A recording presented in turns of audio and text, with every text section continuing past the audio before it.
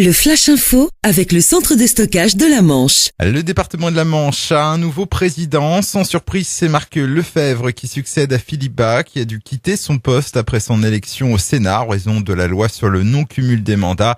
Le conseiller départemental de Sainte-Mère-Église a obtenu 40 voix sur les 54 votants et devient ainsi le 49e président du département de la Manche. Jean Morin devient son premier vice-président et Jacques Coquelin, vice-président en charge des finances. Un jeune homme de 19 ans retrouvé gravement blessé et inconscient dans le gymnase du complexe Jean Jaurès à Équeurdreville. C'était dimanche vers 17h.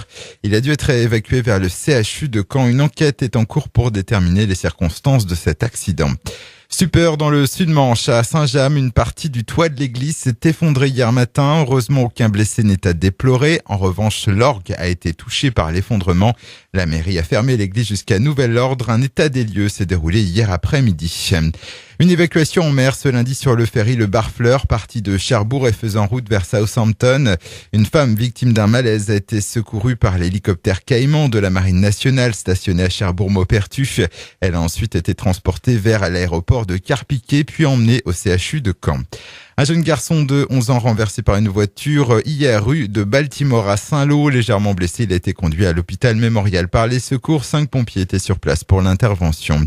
Et puis 4 bénévoles de l'association des pompiers humanitaires de Normandie basée à Cherbourg sont partis hier et ce pour 2 semaines direction Madagascar.